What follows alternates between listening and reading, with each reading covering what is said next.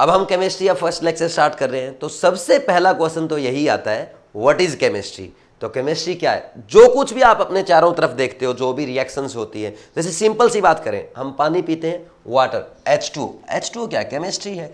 इसमें हाइड्रोजन के 2 एटम और ऑक्सीजन का 1 एटम, तो मिलकर के क्या बना रहे हैं? H2O, वाटर का 1 मॉलिक्यूल बना रहे हैं, तो ये केमिस्ट्री है। हम एयर में देखते हैं, O2 है, N2 है, ये रिएक्शंस करके, या सल्फर है, ऑक्सीजन है, SO2 बनाते हैं, SO3 बनाते हैं, कार्बन और ऑक्सीजन मिलकर CO2 बनाते हैं, CO बनाते हैं, ये सब क्या है? केमिस्ट्री है। हम खाना खाते हैं, वो रिएक्शंस होंगे हमारे अंदर, तो वो क्या है? केमिस्ट्री है।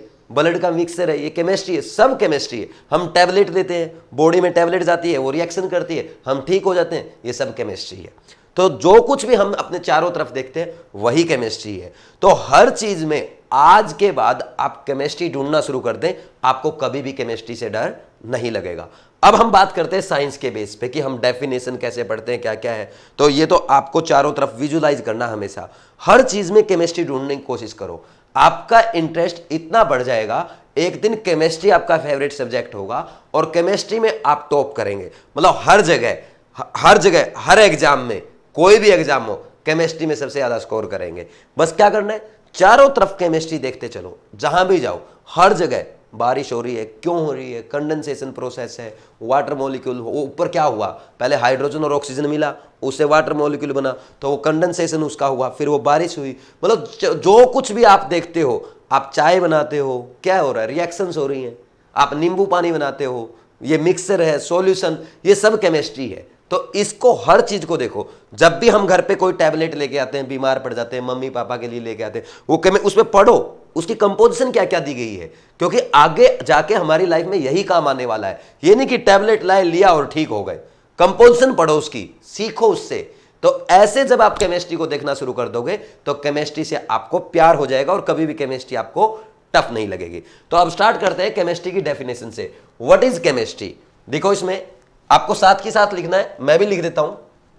Chemistry is the branch of science, chemistry is the branch of science that deals with composition, structure and properties of matter। तो ये क्या है? साइंस है। केमिस्ट्री क्या है? ब्रांच है साइंस की। Chemistry is the branch of science that deals with composition, structure and properties of matter. अब नई चीज हमारे सामने क्या आई है? मैटर। What is matter? जो चीज भी आप देख रहे हो वो सब क्या है? मैटर है। और मैटर की अगर डेफिनेशन लिखेंगे, हम क्या लिखेंगे? What is matter. Next question लिखो, व्हाट इज मैटर। देखो, एक एक चीज पढ़ाऊंगा बिल्कुल जीरो से, अच्छे से पढ़ाऊंगा और आपको अच्छे से फॉलो करनी है। What is matter? जो भी चीज आप देखते हो वो मैटर है। तो इसकी डेफिनेशन क्या लिखेंगे? Anything that occupy space and have mass is called matter. क्या लिखोगे? Anything that occupy space and have mass is called matter.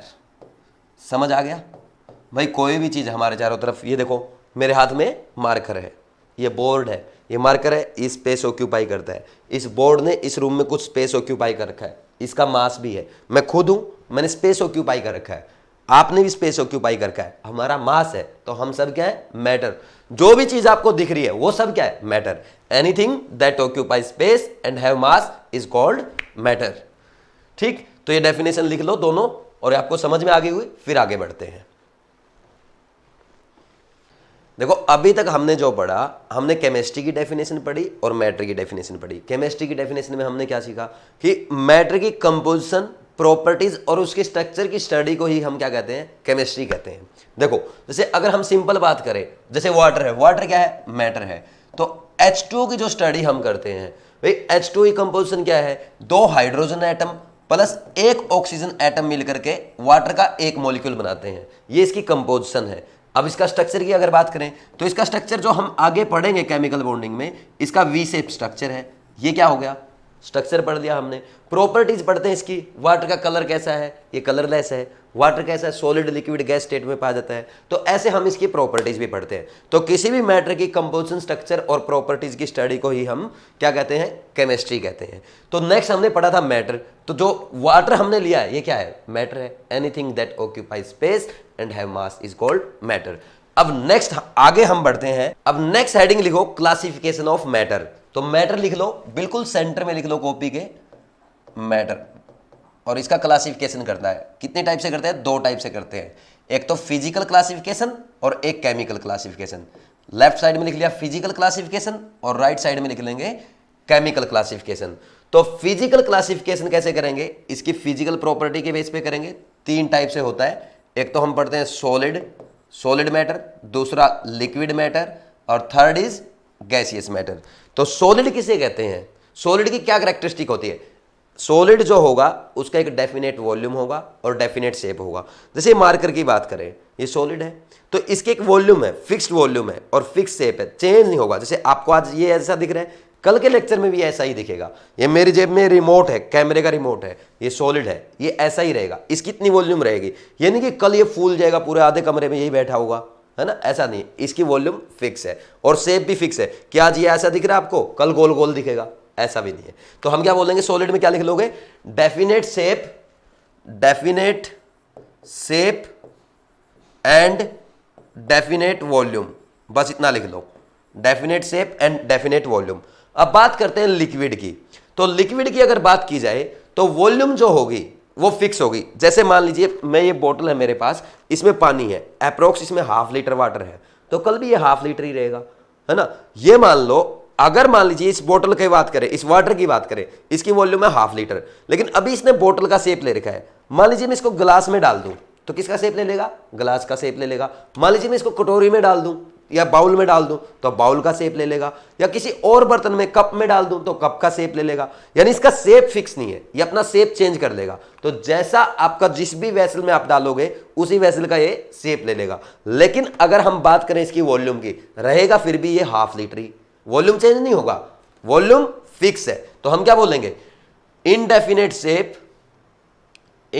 Shape and definite volume, ये बोलेंगे कि नहीं बोलेंगे, समझ आया आपको। Next gas. अब गैस की अगर बात करें तो गैस का तो शेप चेंज हो सकता है। जैसे एक हम सिंपल सी बात करते हैं, बैलून लेके आते थे बचपन में हम, तो बैलून को क्या करते थे हम, बैलून को फुलाया। कभी कोई बैलून तो अपना ऐसा आता था, बिल्कुल गोल गोल। कुछ बैलून आपने ऐसे भी देखे हैं, ऐसे भी बैलून आते थे, ठीक। अब देखो इसमें जैसे ये हमने बैलून लिया, अगर मैं इसको दबा दूंगा, प्रेस कर दूंगा, तो इसका वॉल्यूम आधा हो जाएगा, वॉल्यूम चेंज हो गया, ठीक। मान लीजिए इस बैलून की एयर मैं इस बैलून में डाल दूंगा तो इसका शेप भी चेंज हो जाएगा। यानी शेप भी फिक्स नहीं है और वॉल्यूम भी फिक्स नहीं है। तो गैस के केस में क्या लिखोगे, indefinite shape and indefinite volume, ये हम लिखेंगे ना। वॉल्यूम भी चेंज हो जाएगा और शेप भी चेंज हो जाएगा। वैसे बच्चों वाली बातें हैं, लेकिन आज फर्स्ट लेक्चर है, एक एक चीज मैं आपको अच्छे से सिखा रहा हूं और ऐसे ही आपको समझना है। और फिर आगे जो मैं पढ़ाऊंगा, देखो आज फर्स्ट लेक्चर है, धीरे धीरे आप भी कोशिश करते हो कि सर आज कम पढ़ाएं, ज़्यादा प्रेशर ना हो, मैं भी वही कोशिश करूंगा। लेकिन कल से बहुत एक्टिव मोड में और अच्छे से करना स्टार्ट कर देंगे। आज छोटी छोटी बच्चों वाली बातें बता रहा हूं। अब मैं एक क्वेश्चन भी पूछूंगा आपसे अच्छे लेवल का, जो आपको आंसर देना है। शायद आप आंसर नहीं कर पाएंगे। तो चलो नेक्स्ट आगे बढ़ते हैं। Chemical classification. Chemical classification 2 type से होता है, एक तो होता है प्योर सब्सटेंस और दूसरा क्या आएगा, mixture. Pure substance and mixture, तो ये अपने को पढ़ना है। अब प्योर सब्सटेंस की अगर बात करें, प्योर सब्सटेंस क्या किसे कहते हैं, जिसकी कंपोजिशन क्या हो, फिक्स हो। कंपोजिशन इज फिक्स्ड, ये लिख लो, कंपोजिशन इज फिक्स्ड। अब मिक्सर किसे कहेंगे, मिक्सर 2 चीजों को मिक्स करना, 3 चीजों को मिक्स करना, 4 चीजों को मिक्स करना अपने अकॉर्डिंग। जैसे हम चाय बनाते हैं तो चाय बनाते टाइम पानी भी डालते हैं, चीनी भी डालते हैं, चाय पत्ती भी डालते हैं, दूध भी डालते हैं। तो ये क्या है, एक मिक्सर है ना। लेकिन उसकी कंपोजिशन फिक्स नहीं हो सकती। भाई मेरा मन करे मैं 2 कप चाय बनाऊंगा, 3 कप चाय बनाऊंगा, तो ज्यादा पानी ज्यादा दूध डालना पड़ेगा, है ना, ज्यादा चीनी ज्यादा चाय पत्ती डालनी पड़ेगी, तो उसकी कंपोजिशन फिक्स नहीं हो सकती। कंपोजिशन हम चेंज कर सकते हैं। भाई मेरा मन कर रहा है मैं ज्यादा मीठी चाय पीता हूं, हो सकता है आप कम मीठी चाय पीते हो, तो मैं मिक्सर की हम क्या बोलेंगे, कभी कंपोजिशन फिक्स नहीं होगी। लेकिन प्योर सब्सटेंस जो होंगे उनकी क्या होगी, कंपोजिशन फिक्स होगी। इसमें लिख लो, मिक्सर के नीचे लिख लोगे, कंपोजिशन इज नॉट फिक्स्ड। ठीक, ये आपको लिखना है। तो एक बार ये लिख लो, फिर हम आगे बढ़ते हैं, प्योर सब्सटेंस को और मिक्सर को अलग अलग पढ़ेंगे। पहले ये नोट कर लो, अगर आपने साथ के साथ लिख लिया तो ठीक है, फिर आगे हम बढ़ते हैं। नेक्स्ट अपने को लिखना है प्योर सब्सटेंस। अब प्योर सब्सटेंस लिखो, या आप उसके नीचे ही लिख सकते हो, अगर आपके पास जगह तो उसके साथ नीचे ही लिखते चलो। देखो प्योर सब्सटेंस 2 टाइप के होते हैं। प्योर सब्सटेंस 2 टाइप के होंगे, एक तो आएगा एलिमेंट और एक आएगा compound.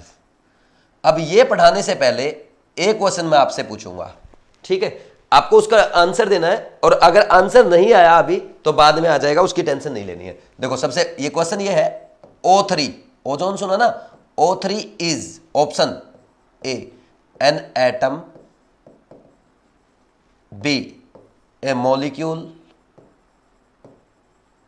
C an element, D a compound. आप इस क्वेश्चन को सॉल्व करने की कोशिश करो, सोचो एक बार, और नहीं आता है तो अब ये मैं जो पढ़ाऊंगा आपको, इसके बाद आपको समझ में आ जाएगा। तो प्योर सब्सटेंस हम पढ़ रहे हैं, है ना, और सिंपल सा, देखो कितना सिंपल सा क्वेश्चन आपसे पूछ लिया, O3 एटम है, मॉलिक्यूल है, एलिमेंट है या कंपाउंड है। क्योंकि कई बार हमें ऐसा लगता है हमें केमिस्ट्री बहुत आती है, हमें पर्किन रिएक्शन याद है, बफर सॉल्यूशन क्या है सब पता है, लेकिन एटम, मॉलिक्यूल, कंपाउंड और एलिमेंट की डेफिनेशन पता नहीं है। अगर पता है आपको तो एक क्वेश्चन सॉल्व करके दिखाओ बिना मेरे पढ़ाए, देखते हैं किस किस का सही आएगा। ठीक है, चलो आगे बढ़ते हैं। Element, what is an element. Element की डेफिनेशन क्या है? Element is made up of, इसमें लिखना है made up of same type of atoms. समझ आ रही बात? एक ही टाइप के एटम से जो बना हो उसको क्या कहेंगे? एलिमेंट कहेंगे। एक ही टाइप के, अब वो एक भी एटम हो सकता है, 2 भी हो सकते हैं, 50, 100 भी हो सकते हैं, लेकिन एटम उसमें एक ही टाइप का रहेगा तो उसको एलिमेंट कहेंगे। जैसे कॉपर है, सोडियम है, आयरन है, कार्बन ग्रेफाइट है, ठीक। अब नेक्स्ट ऑक्सीजन है, O2 है, H2 है, ये भी एलिमेंट है क्योंकि इसमें आप क्या देख रहे हो? एक ही टाइप के एटम है। ऑक्सीजन में 2 एटम है लेकिन एक ही टाइप के, H2 है एक ही टाइप के, S8 है, P4 है, N2 है, O3 है, ऑल दीज आर एलिमेंट्स। समझ आई बात?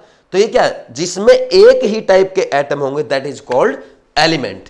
अब नेक्स्ट हम बात करते हैं कंपाउंड की। What is compound? Made up of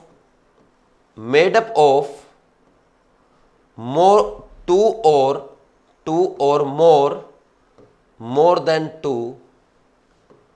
than two different type of atoms।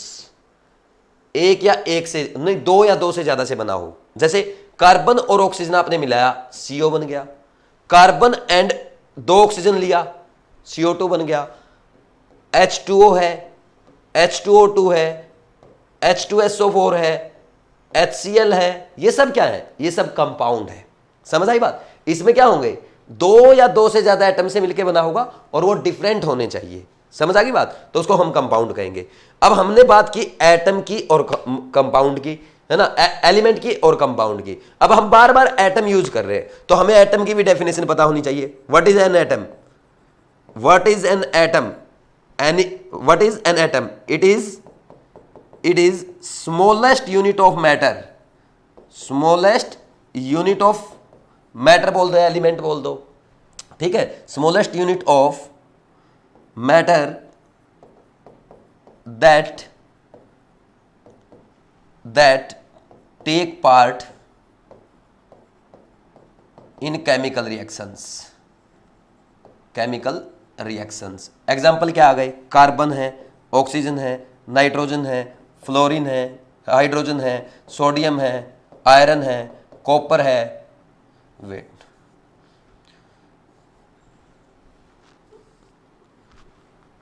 Iron, copper, कितने भी लिख लो, ये दीज ऑल आर एटम्स। अब नेक्स्ट मॉलिक्यूल भी हम पढ़ते हैं। Molecule, it is made up of two or more than two atoms, two or more than two atoms, which may not be same, जो सेम हो भी सकते हैं और नहीं भी हो सकते। बात समझ में आई?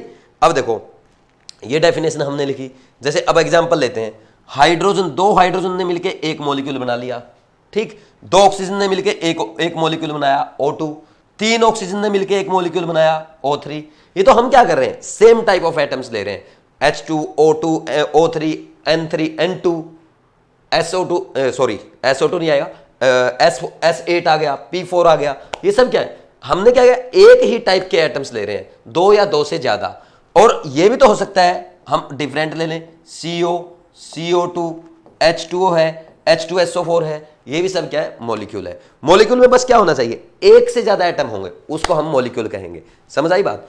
अब आ जाओ अपने क्वेश्चन पे, यहां से आपको समझ आ गया। अब देखो O3 क्या है, O3 में देखो एक ही टाइप के एटम है ना, एक से ज्यादा एटम है। अगर एक ही टाइप के होंगे, एक हो या एक से ज्यादा हो, अगर एक ही टाइप का है तो हमेशा उसको हम क्या बोलेंगे, एलिमेंट है। तो ये एलिमेंट भी है। अब देखो, और एक से ज्यादा अगर एटम हो, सेम भी हो सकता है और डिफरेंट भी हो सकता है, सेम हो या डिफरेंट, उसको हम क्या कहेंगे, मॉलिक्यूल कहेंगे। तो क्या है, एटम भी है और मॉलिक्यूल भी है, सॉरी एलिमेंट भी है और मॉलिक्यूल भी है। तो इसके दो आंसर आने थे। समझ आया कितना बेसिक क्वेश्चन है? तो इतने आसान क्वेश्चन, मतलब इस लेवल से हम चलेंगे और अच्छे लेवल तक पढ़ेंगे, मतलब एक एक चीज को इतना अच्छा सीखेंगे, आपने सोचा भी नहीं होगा। आज फर्स्ट लेक्चर है, आज तो आप इंजॉय करो, छोटी छोटी चीजें इनको नोट करते चलो, है ना। तो ये आपने सीखा, एटम क्या है, मॉलिक्यूल क्या है, एलिमेंट क्या है, कंपाउंड क्या है ना। मुझे मौका मिला तो आगे भी ऐसे क्वेश्चन पूछूंगा। अगर मेरे को मौका दे दिया जाए एक बार एग्जाम बनाने का, पेपर बनाने का, तो इतने आसान क्वेश्चन पूछूंगा मैं तो। एटम, एलिमेंट क्या है, मतलब मेथड ही चेंज हो जाएगा टीचर्स का पढ़ाने का, क्योंकि हम बेसिक पे फोकस करते नहीं है। ये बेसिक चैप्टर है 4, जिसको mole concept, atomic structure, periodic table, chemical bonding अच्छे से आता है, उसको केमिस्ट्री में कभी भी दिक्कत नहीं आएगी। और मेरी आदत है सबसे पहले 4 ये चैप्टर पढ़ाता हूं मैं।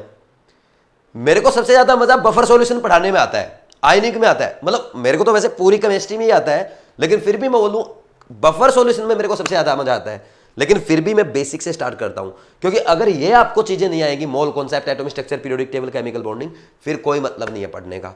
तो एक एक चीज सीखो, अच्छे से सीखते चलो। जो चीज नहीं समझ में आती है उसको दोबारा रिपीट करके देखो, दो बार देखने से समझ में आ जाएगी, 3 बार देखने से समझ में आ जाएगी, लेकिन छोड़ना नहीं है। मैं कोशिश ये कर रहा हूं, देखो अभी है ना, हो क्या रहा है, मैं भी घर पे वीडियो रिकॉर्ड कर रहा हूं, ये स्पेशल रिकॉर्डेड वीडियो आपके लिए, है ना। आप घर पे बैठ के इनको देख रहे हो, ठीक। अब रिकॉर्डेड वीडियो को जब हम देखते हैं तो आपको समझने में थोड़ी सी समझने के लिए आप रिपीट कर सकते हो। सबसे बड़ा बेनिफिट ये है कि मैंने आपको चीज समझाई, आपको नहीं समझ में आई, रिपीट कर लो। और अगर क्लास में बैठे हैं, मैं बोल के आगे बढ़ गया, आपने नहीं पूछा तो गई वो चीज। तो ये बेनिफिट है आपका वीडियो लेक्चर देखने का। तो इनको देखो, नोट करो, आगे बढ़ो। चलो एक बार इसको नोट कर लो, फिर आगे बढ़ते हैं।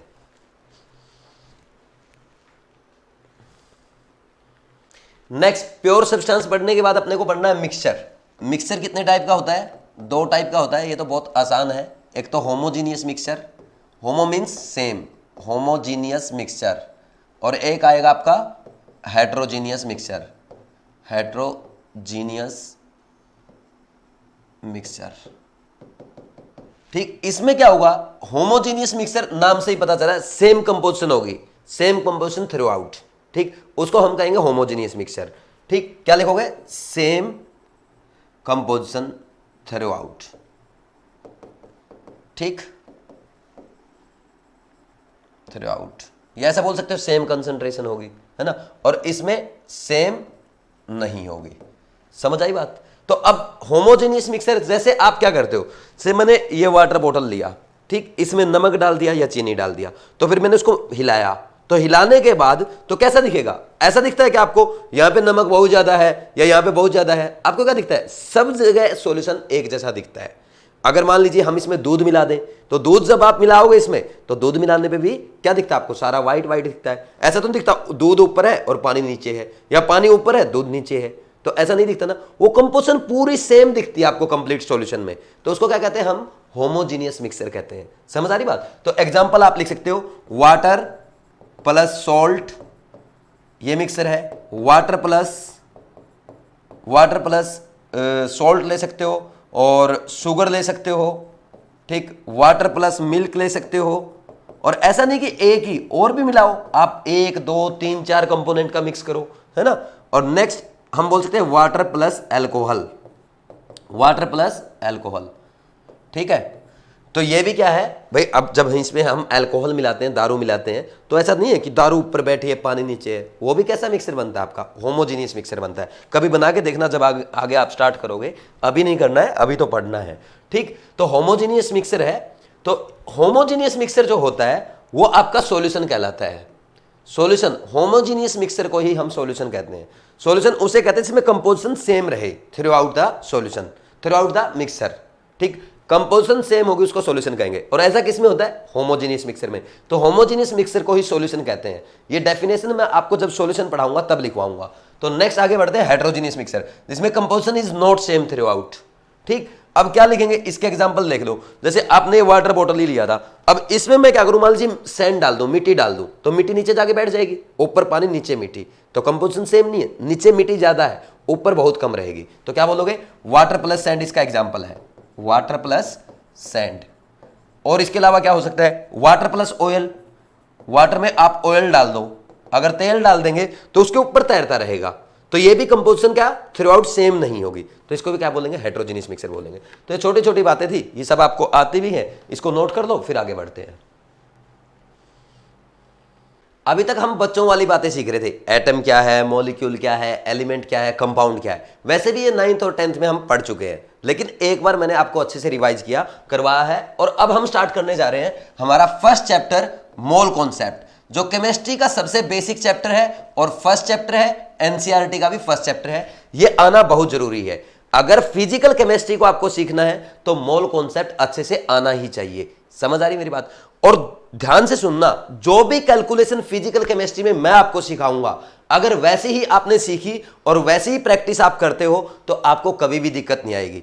मैं फिजिकल केमिस्ट्री में सारी कैलकुलेशंस, कोई फॉर्मूला नहीं रटेंगे हम लोग, सारी कैलकुलेशन हम ओनली यूनिटरी मेथड से करेंगे। आपको फिजिकल इतनी आसान लगेगी, इसके साथ साथ आपकी फिजिक्स भी स्ट्रांग हो जाएगी। तो अब चैप्टर जब भी हम कोई चैप्टर स्टार्ट करेंगे, किसी भी चैप्टर में अगर इंटरेस्ट बनाना है तो हमें किससे स्टार्ट करना चाहिए, स्टार्ट विद वाई। जैसे हम मोल कॉन्सेप्ट पढ़ रहे हैं, क्यों पढ़ रहे हैं मोल कॉन्सेप्ट, सोचो मोल कॉन्सेप्ट क्यों पढ़ रहे हैं। क्योंकि अगर मोल कॉन्सेप्ट की बात की जाए, मोल कॉन्सेप्ट में हम पढ़ेंगे मोल के बारे में। मोल क्या है, एक नंबर है, सबको पता है, जिसकी वैल्यू क्या है, अवोगाद्रो नंबर भी बोलते हैं, 6.022 × 10⁻23 है। तो इसकी जरूरत क्यों पड़ी, सबसे पहला क्वेश्चन ये बनता है। जैसे अगर हम बात करें, घर पे मम्मी क्या बोलती है, भाई बाजार जाओ, आधा किलो आलू लेके आना, आधा किलो टमाटर लेके आना, 1 kg प्याज लेके आना और 1 डजन बनानाज लेके आना, ऐसे बोलती है ना। लेकिन अगर सोचो केमिस्ट्री में भी अगर हम ऐसे बात करें, भाई 12 कार्बन एटम और 12 ऑक्सीजन के मॉलिक्यूल की रिएक्शन करके हमने 1 डजन क्या कर लिया, 1 डजन हमने CO2 मॉलिक्यूल बना लिए। अब ये इतनी छोटी छोटी चीजें हैं, एटम और मॉलिक्यूल, हम इन्हें नंगी आंखों से देख भी नहीं सकते। अब 1 2 3 इनके लिए बहुत छोटा नंबर है, तो हमें एक ऐसा नंबर डिफाइन करना था जिससे एक स्पेसिफिक क्वांटिटी हम डिफाइन कर सके, जिसकी बात की जा सके। जैसे 1 मोल कार्बन एटम, 1 मोल ऑक्सीजन एटम, 1 मोल CO2 मॉलिक्यूल्स, ऐसे। तो इसलिए मोल समझना जरूरी था, और मतलब एक स्पेसिफिक क्वांटिटी बन सके। आप 1-2 एटम को तो देख भी नहीं सकते हो, समझ आ रही बात। जैसे इसमें है ना, इसमें जैसे ये बना हुआ है, मान लीजिए कार्बन एटम से बना हुआ है, इसमें पता नहीं कितने कार्बन एटम होंगे, हजारों लाखों भी नहीं बोल सकते, कई मोल एटम होंगे, ठीक, वो हमें सीखना है, ठीक। ठीक, हम कभी भी ऐसे ऐसे बात नहीं करते कि 1 kg कार्बन एटम की और 1 kg O2 मॉलिक्यूल्स की रिएक्शन कराओ, हम हमेशा मोल्स में बात करेंगे, इसलिए मोल समझना बहुत जरूरी है। अब जैसे ही मोल की बात आती है तो कोई पूछता व्हाट इज मोल, तो आप स्टार्ट करते हैं mole is the amount of substance that has as many entities as number of atoms present in 12 gram of carbon 12 isotope. तो ये डेफिनेशन रटी हुई है, आपको ये याद, कुछ स्टूडेंट्स को तो ये याद भी नहीं रहती, लेकिन ये याद आपको करनी नहीं है। हम सबसे पहले सबसे सिंपल डेफिनेशन मोल की सीखेंगे। तो मोल की डेफिनेशन मेरे साथ साथ लिखो आप, मैं भी लिख रहा हूं। सबसे सिंपल डेफिनेशन लिखो, मोल इज, पहले बोल देता हूं फिर साथ साथ लिख देना, पहले मैं बोल देता हूं, मोल is neither a physical quantity nor a chemical parameter, rather it is A number and it's value is 6.022 into 10 to the power 23 which is called Avogadro number. समझ आई बात? तो अब लिख लो मेरे साथ साथ, मोल की डेफिनेशन लिखो। ये डेफिनेशन मैं अपनी सिंपल डेफिनेशन लिखवा रहा हूं, साइंटिफिक डेफिनेशन भी लिखेंगे। Mole is neither A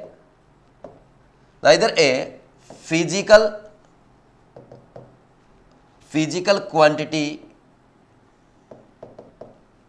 nor a chemical parameter,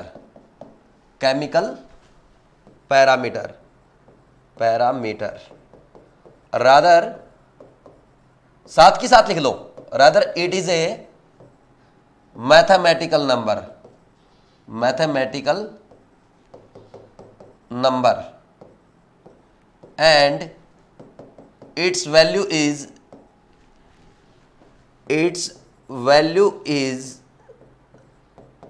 6.022 into 10 to the power 23, also called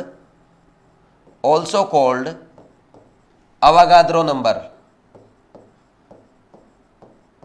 ठीक, और इसके ब्रैकेट में लिखना n और पैर में स्मॉल ए, n से इसको हम रिप्रेजेंट करते हैं।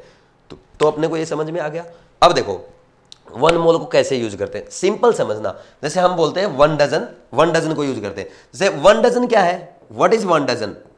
भाई 1 डजन बोलते हैं, ऐसे नहीं बोलेंगे 12 बनानाज। 1 डजन का मतलब ओनली 12 है। वैसे ही 1 मोल का मतलब क्या है, what is 1 mole? 1 mole is equal to 6.022 into 10 की पावर 23, या इसको हम डायरेक्ट एन भी बोल सकते हैं। ये बात समझ में आई आपको? अब देखो इनको कैसे यूज करते हैं। जैसे मैं बोल दूं 1 डजन बनानाज, भाई 1 डजन एक नंबर है, वैसे ही 1 मोल एक नंबर है। 1 डजन बनानाज, इसका मतलब क्या है, 12 बनानाज। समझ आई बात? ऐसे बोल दो 1 डजन पेन, जरूरी थोड़ी बनानाज की बात करें, 1 डजन पेन यानी 12 पेन्स।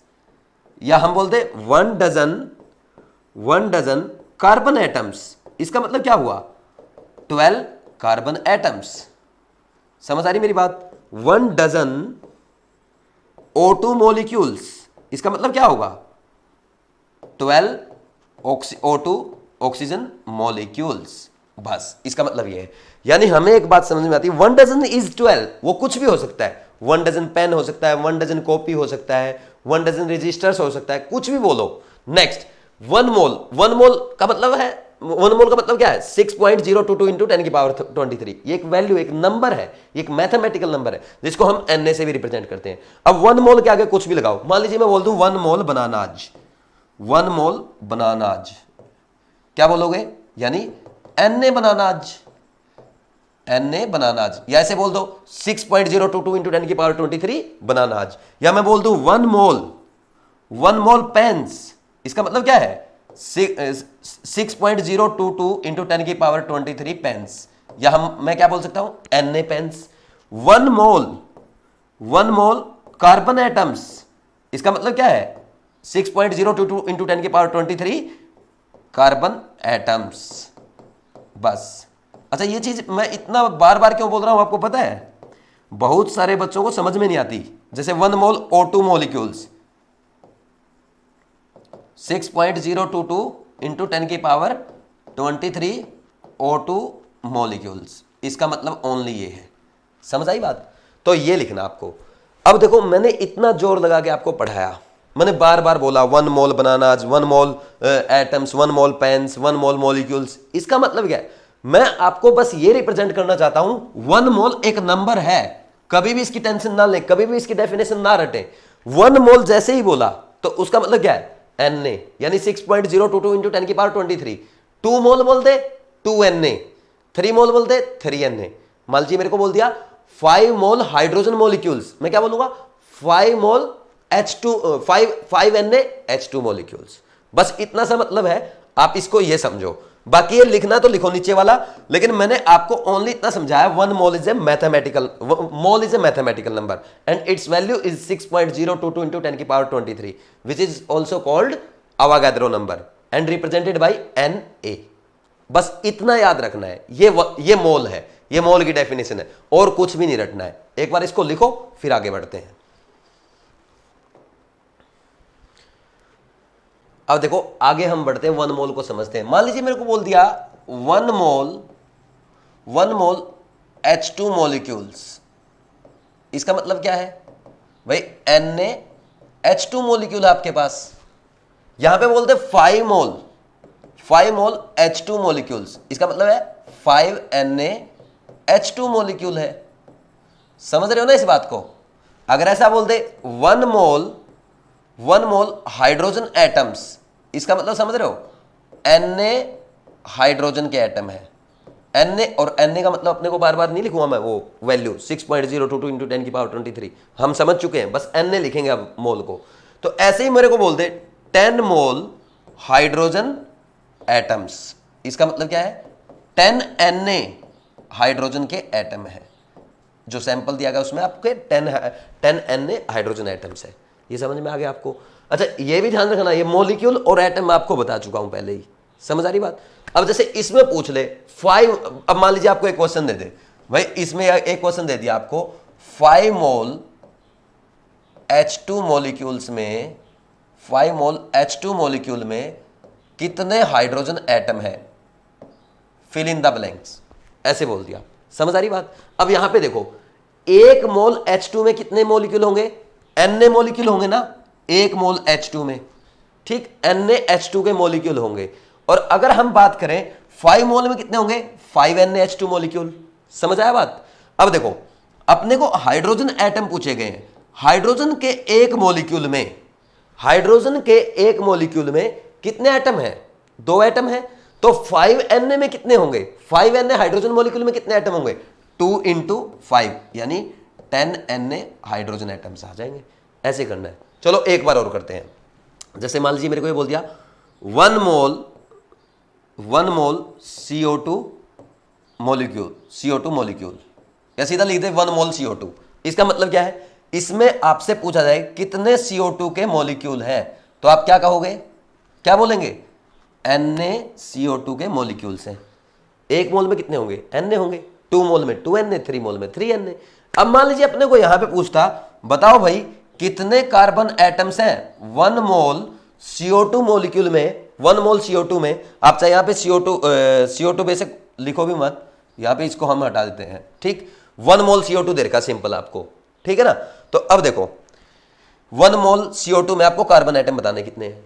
अब CO2 के 1 मोल में NaCO2 मॉलिक्यूल है और ये CO2 का एक मॉलिक्यूल है, तो इसमें कितने कार्बन एटम दिखाई दे रहे हैं आपको, एक CO2 के मॉलिक्यूल में ओनली एक कार्बन एटम है। तो NaCO2 मॉलिक्यूल में कितने होंगे, Na कार्बन एटम्स। समझ आ गया? नेक्स्ट देखो, मान लीजिए आपसे यहां पे पूछ ले कितने ऑक्सीजन एटम्स हैं, तो ऑक्सीजन एटम्स अपने को बताने पड़ जाए तो ये CO2 का एक मॉलिक्यूल है, CO2 के एक मॉलिक्यूल में कितने ऑक्सीजन एटम है, 2 है। समझ आ रही बात? और एक मोल में टोटल NaCO2 मॉलिक्यूल है, तो NaCO2 मॉलिक्यूल में कितने ऑक्सीजन एटम होंगे, 2 Na होंगे कि नहीं होंगे, बोलो भाई। समझ आया? नेक्स्ट आगे बढ़ते हैं।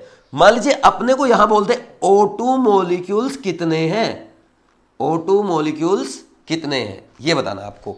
O2 मॉलिक्यूल की बात करें, ये CO2 दिख रहा है आपको, ये O2 है ना, इसको एक मॉलिक्यूल कहते हैं ऑक्सीजन का। तो एक CO2 में O2 का एक मॉलिक्यूल है, एक CO2 मॉलिक्यूल में O2 का एक मॉलिक्यूल है, तो NaCO2 मॉलिक्यूल में कितने होंगे, Na होंगे।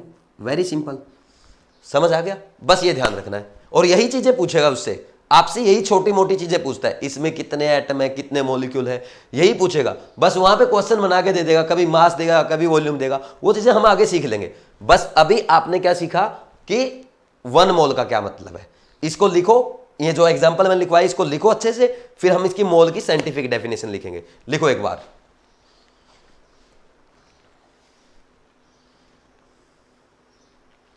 अब डेफिनेशन लिखो मोल की। नेक्स्ट लिखना है डेफिनेशन, लिखो मोल की डेफिनेशन लिखते हैं। It is amount of substance, it is amount of substance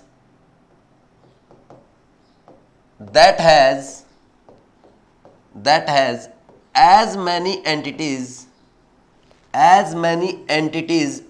मतलब कुछ भी हो सकता है वो, एंटिटी का मतलब कुछ भी, particle, atom, molecule, electron, proton, neutron, है ना।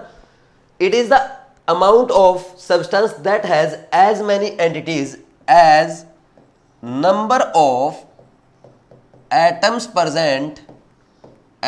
present in 12 gram of carbon 12 isotope. समझ आया? डेफिनेशन क्या है? It is the amount of substance, it is the amount of substance that has as many entities as number of atoms present in 12 gram of carbon 12 isotope. ठीक, तो अब देखो इसकी unit क्या रहेगी। ये तो हमने मोल की डेफिनेशन लिखी, इसकी यूनिट जो लिखते हैं हम MOL, सिंपल, बस ये इसकी यूनिट होती है। समझ आया बात? अब देखो, अब weight of 1 atom of carbon 12 is equal to 1.992648 into 10 की पावर -23 ग्राम, ये होता है। ठीक, और ये मैंने कैलकुलेट नहीं किया है, ये स्पेक्ट्रोस्कोपी से किया गया है। कैसे करते हैं? ये NCERT में भी लिखा हुआ आपके, स्पेक्ट्रोस्कोपी से। ठीक, इसकी अपने को जरूरत नहीं है, लेकिन ये याद रखना, इसका वेट एक बार अपने काम आएगा। अभी देखो कैसे करते हैं। अब देखो एक एटम का इतना वेट है। अब इसको ना मैं यूनिटरी मेथड से सोल्व करता हूं, ऊपर जो लाइन लिखी हुई है उसको। कैसे भाई? मुझे पता है 1.992648 इंटू 10 की पावर -23 कार्बन 12 हैज 1 एटम। ये लिख सकता हूं। आपने लिखा 1 एटम का इतना वेट है, मैं ऐसा लिख सकता हूं कि इतने कार्बन 12 का इतने ग्राम कार्बन 12 में कितने एटम होंगे? 1 एटम। और 1 ग्राम में कितने होंगे? तो क्या करोगे? 1 डिवाइड बाई 1.992648 इंटू 10 की पावर -23, इतने एटम आ जाएंगे। ठीक, और नेक्स्ट अपने को 12 ग्राम में फाइंड आउट करना है, तो 12 ग्राम में कैसे करोगे? 1 डिवाइड बाई 1.992648 इंटू 10 की पावर -23 वेट, यहां पे 10 की पावर -23 और इंटू में 12। यूनिटरी मेथड लगाया कि नहीं लगाया? ठीक, सिंपल यही करेंगे पूरी फिजिकल केमिस्ट्री में। अब इसकी जब वैल्यू फाइंड आउट करोगे 10 की पावर 23 तो ऊपर जाके पॉजिटिव हो जाएगा 10 की पावर 23, और ये इसकी वैल्यू 12 को 1.99 से ये डिवाइड करोगे, यानी अप्रोक्स 2 से, तो 2 से डिवाइड करोगे 6 आता है, और ये 2 से थोड़ा छोटा है तो 6 से थोड़ा सा बड़ा आ जाएगा, 6.022 इंटू 10 की पावर 23, ये नंबर आएगा। समझ आ रही बात? इसी को हमने क्या बोला? 1 मोल बोला। It is called Avogadro number, इसी को हमने Na बोला है। समझ आ गया कैसे आया है? तो बस आपको यह ध्यान रखना है 1 mole is equal to 6.022 into 10 की पावर 23, बस, और कुछ भी याद नहीं करना आपको, बाकी सारा काम मेरा है, मैं सिखाऊंगा आपको। बस आप ये बात याद रखो, जैसे ही मोल बोला, मोल मीन्स Na मीन्स 6.022 इंटू 10 की पावर 23, बस ये ध्यान रखना है। इसको नोट करो, फिर आगे बढ़ते हैं।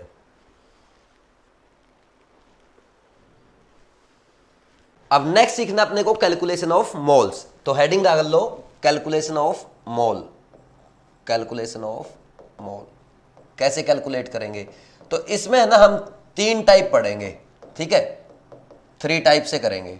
और सबसे पहले आप हेडिंग डाल लोगे टाइप 1, और इसमें लिख लो व्हेन मास इज गिवन। समझ आ रही बात?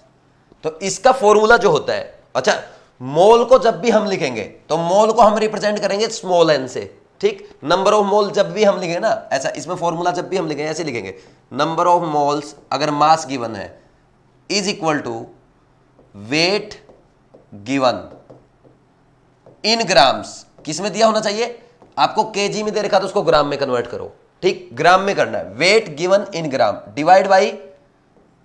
Divide by molar mass. क्या करोगे, मोलर मास। मोलर मास क्या होता है, एक मोल का मास। समझ आ रही है बात, ये छोटी छोटी बातें आपको पता होगी। और मोलर मास की यूनिट जो होती है, मोलर मास की यूनिट जो हम लिखते हैं वो रहती है आपकी, मोलर मास की यूनिट रहती है ग्राम पर मोल। समझ आई बात, ये यूनिट होती है, ठीक। ये हम मोलर मास आगे सीखेंगे, हम molecular mass, atomic mass, molar mass सब सीखें। वैसे अगर मोलर मास की बात की जाए, सिंपल सा फंडा है, 1 मोल का मास ऑफ 1 मोल। जैसे 1 मोल कार्बन का मास रहेगा 12 ग्राम। 1 मोल O2 की बात की जाए 32 ग्राम। 1 मोल ऑक्सीजन एटम की बात की जाए 16 ग्राम। 1 मोल हाइड्रोजन एटम की बात की जाए 1 ग्राम। 1 मोल हाइड्रोजन मॉलिक्यूल की या हाइड्रोजन गैस बोल दे, जब भी हाइड्रोजन गैस बोलेगा ना H2 समझना है, उसका 2 ग्राम होगा। समझ आ रही है, तो ऐसे करते हैं। तो अब नेक्स्ट आगे अगर इसको शॉर्ट में लिखना चाहो ऐसे लिखते हैं, स्मॉल एन से रिप्रेजेंट करेंगे नंबर ऑफ मोल्स को, और वेट को स्मॉल w से, और डिवाइड बाय मोलर मास। अब मोलर मास किसी का भी हो सकता है, एटॉमिक सैंपल दे रखा हो, मॉलिक्यूलर सैंपल दे रखा हो आपको, जैसे कार्बन है, हाइड्रोजन है, कार्बन है, हाइड्रोजन है, ऑक्सीजन है, नाइट्रोजन है, ये क्या है, एटम्स है। तो ये एटम का सैंपल दे सकता है, सोडियम का दे सकता है, आयरन का दे सकता है, ये O2 है, O3 है, CO2 है, दीज आर मॉलिक्यूल्स।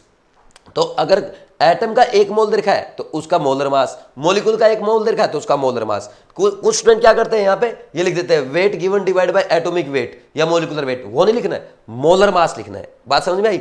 अब सिंपल सा क्वेश्चन है, इस पे बहुत छोटे छोटे क्वेश्चन हम 1-2 कर लेते हैं। जैसे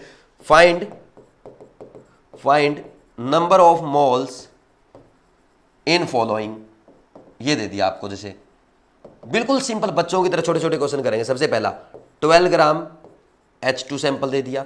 सेकंड क्वेश्चन आपको दे दिया 4 ग्राम हाइड्रोजन दे दिया। थर्ड आपको दे दिया 2.4 ग्राम कार्बन, ठीक। और नेक्स्ट फोर्थ आपको यहाँ पे दे दिया 1.8 ग्राम ग्लूकोज सैंपल दे दिया, ग्लूकोज, ठीक। तो ऐसे अपने को छोटे छोटे ये करने हैं, और भी कर सकते हैं, ठीक। 5 ये दे दिया आपको 8.8 ग्राम CO2, ऐसे करना है, कर लेंगे। तो अब देखो 12 ग्राम H2 है, तो अब H2 दिया गया है, इसमें number of moles find out करने हैं आपको। कैसे करोगे, number of moles find out करने के लिए क्या करोगे, 12 वेट गिवन इन ग्राम में दे रखा है, डिवाइड बाई 2, कितने आ गए, 6 मोल आ गए, 6 मोल H2 आ गया। समझ आई बात। नेक्स्ट 4 ग्राम हाइड्रोजन, इसमें फाइंड आउट करने हैं। हाइड्रोजन का यहां पे क्या दिया गया है, एटॉमिक सैंपल दिया गया, तो डिवाइड बाई इस बार 2 नहीं करेंगे, वहां पे हाइड्रोजन गैस दी थी, H2 मॉलिक्यूल दिया गया था, इसलिए 2 से डिवाइड किया, तो हाइड्रोजन का 1 आएगा। हाइड्रोजन अगर एटॉमिक सैंपल दे रखा तो 1 आएगा उसका मास, तो कितने मोल आ गए, 4 आ गए। सिमिलरली कार्बन का फाइंड आउट करना है, कितना है 2.4, और कार्बन का कितना रहता है, डिवाइड बाई 12, कितना आया 0.2 मोल्स आ गए, ठीक। 1.8 ग्राम ग्लूकोज दे रखा है, नंबर ऑफ मोल्स यहां पे हम कैसे कर देंगे, कैसे करेंगे, 1.8 डिवाइड बाई ग्लूकोज का मास, ये तो सबको पता होगा, ये तो पढ़ते हो आप, बायो में ही पढ़ते हो, C6H12O6 फाइंड आउट कर लो। 6 कार्बन का मास कितना होगा 72, और 12 हाइड्रोजन का कितना होगा 12, और 6 ऑक्सीजन है, कितना होगा 96, टोटल करो कितना आएगा 180। तो 1.8 डिवाइड बाई 180 कितना आ जाएगा, 1.8 डिवाइड बाई 180 0.01 मोल आ गया। ये करना है। 8.8 ग्राम CO2 दे दिया, तो 8.8 डिवाइड बाई क्या कर दोगे, CO2 का मास कितना रहता है 44, कैसे, कार्बन का 12 और 2 ऑक्सीजन है, 2 ऑक्सीजन का कितना रहेगा 32, ठीक, 12 और 32 44, ये कितना आ जाएगा 0.2। ऐसे ही मान लीजिए आपको यहां पे दे देता 1.6 kg SO3 दे देता मान लीजिए, तो क्या करते 1.6 को क्या करते, पहले ग्राम्स में कन्वर्ट करते केजी को, तो इसको 1000 से मल्टीप्लाई करोगे कितना आ जाएगा 1600 ग्राम, डिवाइड बाई SO3 का मास कितना रहेगा, सल्फर का कितना रहता है 32, और ऑक्सीजन 3 है, तो 3 ऑक्सीजन आइटम का 48, 32 और 48 80 डिवाइड बाई 80 करोगे तो यहां से कितना आ जाएगा, ये 20 मोल्स आ गए। ठीक, ऐसे ही आपको और भी दे सकता है। मान लीजिए आपको ये लिख के दे दे, अगर यहां पे आपको ये लिख के दे दे 3.42 मिलीग्राम, ध्यान से सुनना, 3.42 मिलीग्राम शुगर दे दिया, अब कैसे करोगे? ठीक, शुगर का फॉर्मूला क्या होता है? शुगर का फॉर्मूला करो, शुगर का फॉर्मूला C12H22O11 ये रहता है। ठीक, यही करते हैं। तो अब इसका क्या करोगे आप, यहां से शुगर का मास फाइंड आउट करो। 12 कार्बन का कितना होगा, 144, 12 कार्बन का 144 और 22 हाइड्रोजन, तो 144 और 22 जोड़ दो, उसमें कितना हो जाएगा, ये आपका 156, और इसमें 11 ऑक्सीजन है, तो 11 ऑक्सीजन आइटम का कितना होगा, 16 से मल्टीप्लाई कर लो, तो 16 से मल्टीप्लाई करोगे तो कितना आ जाएगा, 176, तो 176 में 156 जोड़ दो, कितना आएगा, 342 आ जाएगा। ठीक, तो ऐसे हम करते हैं, समझ आ रही बात? तो 342 ग्राम आ जाएगा इसका मास, तो ये कितना, 3.42 मिलीग्राम। मिलीग्राम का मतलब यानी 10 की पावर -3 से मल्टीप्लाई करना पड़ेगा, तब ग्राम्स में आ जाएगा, डिवाइड बाई 342, ये इस पे कटेगा 0.01 और इंटू में 10 की पावर -3 यानी 10 की पावर -5 मोल्स आ गया। तो ऐसे कैलकुलेशन करनी, इतनी सिंपल, इसको लिखो फिर आगे बढ़ते हैं।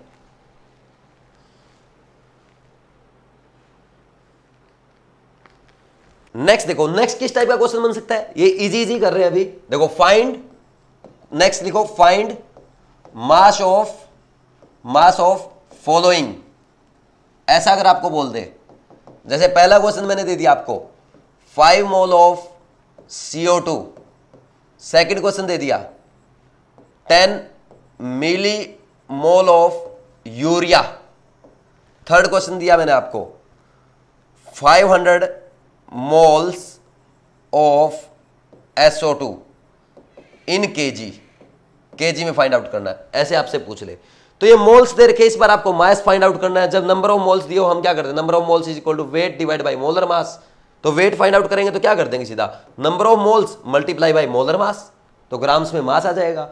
ठीक, तो यहां पे क्या करना है, 5 मोल ऑफ CO2 है, तो क्या करोगे, इसका वेट फाइंड आउट करना है, 5 इंटू CO2 का मोलर मास कितना है, 44 ग्राम पर मोल रहता है, तो क्या आएगा, 5 4 जा 0 और 5 4 जा 20 और 5 4 जा 220 ग्राम आ गया।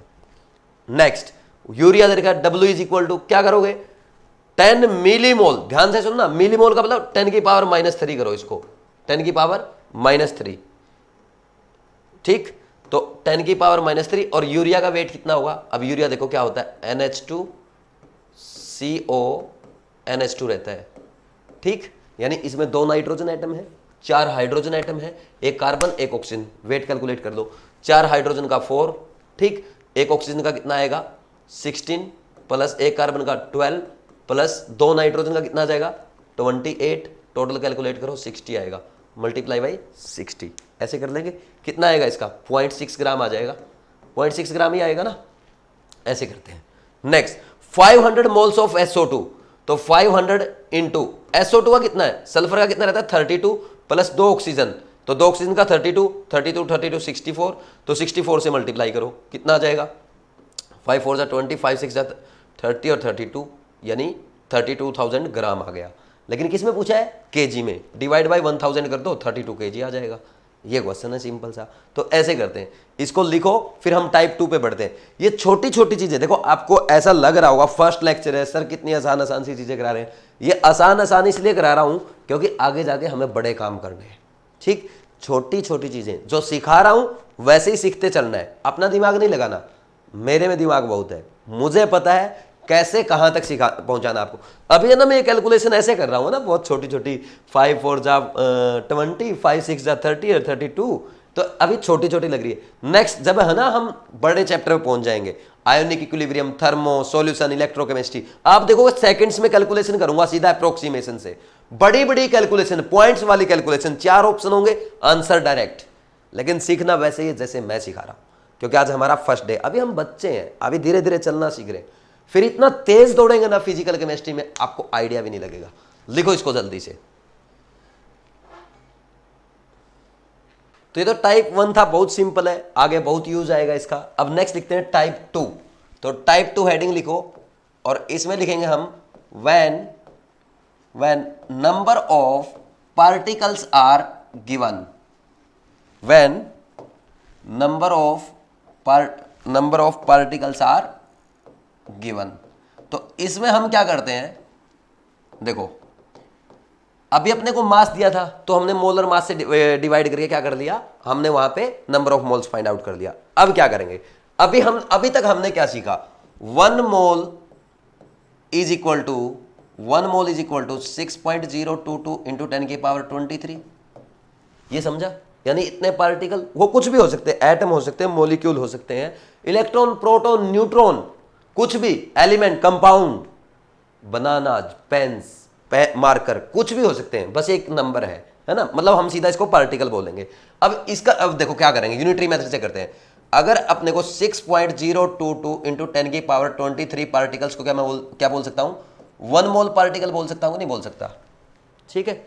अब नेक्स्ट देखो, और 1 पार्टिकल अगर है उसको बोलूंगा 1 डिवाइड बाई 6.022 इंटू में 10 की पावर 23 मोल, इतना आएगा, ठीक। और मुझे मान लीजिए n पार्टिकल्स दिए गए हैं, तो कैसे फाइंड आउट करूंगा, 1 डिवाइड बाई 6.022 इंटू 10 की पावर 23 मल्टीप्लाई बाई n मोल, ठीक। और इस n को क्या बोल सकता हूं, n डिवाइड बाई n। ये क्या गए आपके नंबर ऑफ मोल्स का फॉर्मूला बन गया नया, ठीक। वेरी सिंपल है, number of particles given divide by n, यानी अवोगाद्रो नंबर। इसे कर सकते हैं, जैसे आप सिंपल सा क्वेश्चन कर सकते हैं। क्वेश्चन आपका, find number of moles in following, number of moles in following, ठीक, ऐसे है। तो आपको यहां पे मान लीजिए पार्टिकल दे रखे, जैसे पहला क्वेश्चन दे दिया आपको 6.022 इंटू 10 की पावर 20 CO2 मॉलिक्यूल, ये दे दिया आपको, इसमें फाइंड आउट करना है। क्या करोगे, n is equal to number of particle जो गिवन है डिवाइड बाई n, ये आपका n है, इंटू 10 की पावर 23। तो ये तो कैंसिल हो गया, ऊपर 10 की पावर 20, नीचे 10 की पावर 23, तो ये क्या कटेगा, तो नीचे 10 की पावर 3, यानी 10 की पावर -3 मोल बोल सकते हैं। ऐसे करना अपने को। और दे दिया जाए, मान लीजिए मेरे को ये दे दिया 1.5 इंटू 10 की पावर 25 मॉलिक्यूल्स ऑफ ग्लूकोज दे दिया फॉर एग्जाम्पल, ठीक। तो अब क्या करेंगे, number of moles is equal to 1.5 given कितना है पार्टिकल, इतना, डिवाइड बाई, अच्छा 6.022 को अप्रोक्स 6 ही लिख लिया करो, तो 6 इंटू 10 की पावर 23। ये कैसे कटेगा, ये तो कटेगा 10 की पावर 2, ऊपर तो आ जाएगा 100, और 1.5 किस पे कटेगा, पूरा 4 पे कटेगा। 1.5 मल्टीप्लाई करोगे 4 से 6 आएगा, तो कितना आ गया, 25 मॉलिक्यूल्स आ गए, तो 25 मोल आ गए, सॉरी क्या बोलेंगे, 25 मोल है किसके, ग्लूकोज के, इस सैंपल में। तो ये लिखना था, ये टाइप 2 का फॉर्मूला लिख लो, क्वेश्चन लिखना तो लिख लो, इतना आसान क्वेश्चन है। आज बस आसान करेंगे, 1-2 क्वेश्चन अच्छा करेंगे बस, लिखो इसको जल्दी से। नेक्स्ट लिखो, नेक्स्ट टाइप का क्वेश्चन लिखो, फाइंड मास ऑफ फॉलोइंग। ये क्वेश्चन मान लीजिए आपको दे दिया जाए, देखो कैसे करेंगे। फर्स्ट क्वेश्चन दे दिया, मान लीजिए ये दे दिया आपको 3.011 इंटू 10 की पावर 22 मॉलिक्यूल्स ऑफ CO2, ऐसा दे दिया आपको। तो इसमें आप क्या करोगे, अब मास फाइंड आउट करना अपने को।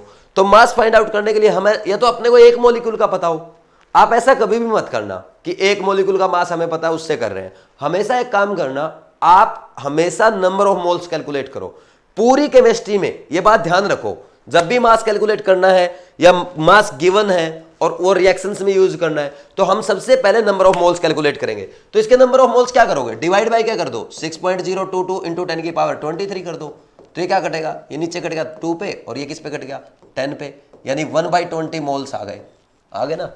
अब अपने को मास चाहिए, इसका वेट कैसे फाइंड आउट करोगे, 1/20 मल्टीप्लाई बाय कितना मास रहता है इसका, CO2 का 44, तो डिवाइड कर दो इससे, कितना आ जाएगा, ये आएगा आपका 10 और ये आया 22, 2/10 2.2 ग्राम आ गया।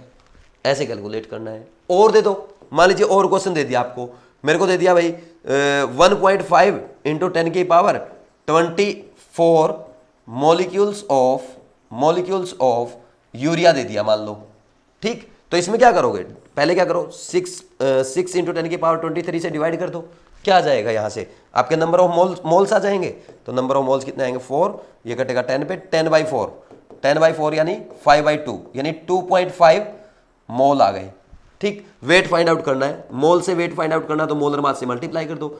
इसका कितना है 60, अभी थोड़ी देर पहले कैलकुलेट किया था, तो ये किस पे जाएगा, ये जाएगा आपका 150 ग्राम आ जाएगा। ऐसे कैलकुलेट करते हैं, समझ आ रही बात। और भी कर सकते हो, कितने ही कर लो, लोअर कर लेते हैं। अगर और करना है आपको तो कैसे करेंगे, जैसे मान लीजिए और क्वेश्चन दे दिया, थर्ड दे दिया, मेरे को दे दिया 3 इंटू 10⁻26 मॉलिक्यूल्स ऑफ ग्लूकोज दे दिया, मान लो ग्लूकोज दे दिया, कैसे करोगे। तो पहले क्या करोगे 3 into 10⁻26 divide by 6 into 10⁻23, number of moles find out करो। यहाँ से कितना आएगा, तो 2 पे कटेगा और ये 3 पे, 1000 डिवाइड बाई 2 करोगे 500 मोल आ गया। तो अब वेट फाइंड आउट करना है इसका, 500 मल्टीप्लाई बाई क्या कर दोगे, इसका ग्लूकोज का कितना है वेट 180, और ये आ जाएगा आपका 30, तो ये आ गई, और 18 5 90, तो इतना ग्राम आ गया, और केजी में पूछे तो 90 केजी। ऐसे हम कर सकते हैं, लिखो इसको। ठीक, सिंपल से क्वेश्चन है ना। फिर और आगे दूसरी टाइप पे बढ़ते हैं, पहले ये लिख लो एक बार। नेक्स्ट टाइप का क्वेश्चन करते हैं, लिखो इन ए सैंपल ऑफ, मैं भी लिखता हूं साथ साथ, in a 13.2 gram CO2 sample find, पहला क्वेश्चन, फर्स्ट क्वेश्चन है number of moles of CO2, second question, next number of molecules of CO2, third है number of carbon atoms, fourth number of oxygen atoms, fifth number of O2 molecules, sixth total number of atoms. ये आपको find out करना है। जैसे हम पहले first question से start करते हैं भाई, 13.2 ग्राम सैंपल दिया गया, number of moles find out करना है, सिंपल सा फंडा है, 13.2 डिवाइड बाई 44 कर दोगे। इसको जब डिवाइड करो कितना जाएगा, ये आ जाएगा अप्रोक्स आपका 44 को 3 पे 0.3 आ जाएगा, समझ आ रही बात। तो 0.3 मोल आ गए। अब एक बात बताओ, number of molecules of CO2 कितने होंगे, CO2 के 0.3 मोल दे रखे हैं, तो मॉलिक्यूल कितने होंगे 0.3 अन्य होंगे कि नहीं होंगे, समझ आ गया नहीं आया, CO2 मॉलिक्यूल्स, ये अपने को समझ में आता है। अब next number of carbon atom पूछ रहा है। अब जो ये एक CO2 आपके सामने लिखा हुआ है, इस CO2 में, एक CO2 में कितने कार्बन एटम है, CO2 के एक मॉलिक्यूल में एक कार्बन एटम है, तो 0.3 अन्य में कितने होंगे, तो 0.3 अन्य कार्बन एटम होंगे, सिंपल सी बात है। ये तो हम समझते हैं कि सिंपल सी बात है कि 0.3 अन्य कार्बन एटम्स होंगे। नेक्स्ट अब क्या पूछ रहा है, नंबर ऑफ ऑक्सीजन एटम। तो नंबर ऑफ ऑक्सीजन एटम कैसे कैलकुलेट करेंगे, CO2 का एक मॉलिक्यूल है, इसमें एक मॉलिक्यूल में आपको ऑक्सीजन के 2 एटम दिख रहे हैं, तो 0.3 अन्य मॉलिक्यूल में कितने होंगे भाई, एक में 2 है तो 0.3 अन्य में कितने होंगे, इनटू में 0.3 अन्य ऑक्सीजन एटम कितने आ गए 0.6 अन्य। नेक्स्ट करना है नंबर ऑफ O2 मॉलिक्यूल्स, तो CO2 के एक मॉलिक्यूल में O2 के कितने मॉलिक्यूल नजर आ रहे हैं, एक मॉलिक्यूल नजर आ रहा है, CO2 के एक मॉलिक्यूल में O2 का एक मॉलिक्यूल, तो 0.3 अन्य में कितना होगा, इनटू में ये 0.3 अन्य O2 मॉलिक्यूल्स होंगे। ठीक, ध्यान रखना ऊपर हमने क्या कैलकुलेट किया था, ऊपर हमने ऑक्सीजन एटम कैलकुलेट किया था और ये हमने O2 मॉलिक्यूल कैलकुलेट किया है। नेक्स्ट है total number of atoms. CO2 में एक तो कार्बन का एटम है, एक मॉलिक्यूल में एक carbon atom 2 oxygen atom, total atom कितने हैं एक मॉलिक्यूल में 3 एटम है, तो 3 इंटू कितना मॉलिक्यूल कितने हैं 0.3 अन्य, तो इतने एटम आएंगे कि नहीं आएंगे 0.9 एटम्स। ऐसे करते हैं क्वेश्चन को, इसको लिख लो, ये बहुत आसान सा था, जो आपने अभी तक पढ़ा सब कुछ आपको रिवाइज हो गया, एटम मॉलिक्यूल सब फाइंड आउट करना आपने सीख लिया। इसको नोट कर लो, फिर आगे लिखते हैं।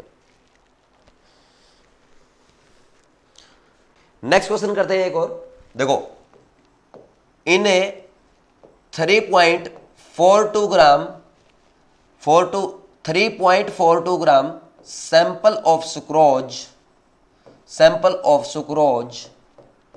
फाइंड, फर्स्ट है number of moles, second total number of atoms, total number of atoms, third is total number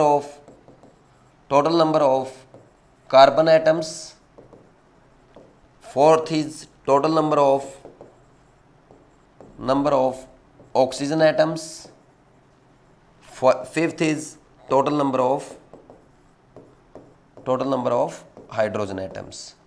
अब ये क्वेश्चन दिया गया है, इसमें क्या करना है, वेरी सिंपल, 3.42 ग्राम है, सुक्रोज का सैंपल है। सुक्रोज क्या होता है, C12H22O11 ये रहता है, और इसका मास भी हमें पता है कितना रहता है, 342 ग्राम पर मोल। तो मोल्स फाइंड आउट करने कैसे करोगे, 3.42 डिवाइड बाई 342 कितना आ गया, 0.01 मोल आ गया। टोटल नंबर ऑफ एटम्स बताने हैं भाई। अब अपने पहले मोल्स आए 0.01, इससे मॉलिक्यूल फाइंड आउट करो, कितने आएंगे, 0.01 Na मॉलिक्यूल्स ऑफ सुक्रोज। और सुक्रोज के एक मॉलिक्यूल में, ये एक मॉलिक्यूल है, इसमें एटम का कैलकुलेट करना, कितने आएंगे, 12 और 22 कितना हो गया ये, 34 और 11 45 होगा ना टोटल, 45 एटम्स। तो 45 क्या करोगे, एक मॉलिक्यूल में कितने हैं, 45 एटम, टोटल मॉलिक्यूल कितने हैं, 0.01 Na, ऐसे कैलकुलेट करना है। ठीक, कार्बन एटम कैलकुलेट करने हैं, तो एक मॉलिक्यूल में 12 है, इनटू में 0.01 Na। ऑक्सीजन एटम कैलकुलेट करना है, एक मॉलिक्यूल में 11 है, इनटू में 0.01 Na। हाइड्रोजन एटम कैलकुलेट करना है, एक मॉलिक्यूल में कितना 22 है, 22 इंटू 0.01 Na। बस ऐसे आपको क्वेश्चंस करने हैं, इसमें कुछ भी नहीं है। और क्वेश्चन है, घर के लिए लिखना चाहो तो लिख लो, आप घर पे कर लेना। लिखो, इन 0.9 kg ग्लूकोज, पहला लिखो find number of moles, second number of carbon atoms, third के लिखोगे number of hydrogen atoms, fourth लिखो, प्रैक्टिस के लिए बस अपने आप कर लेना, number of oxygen atoms, total number of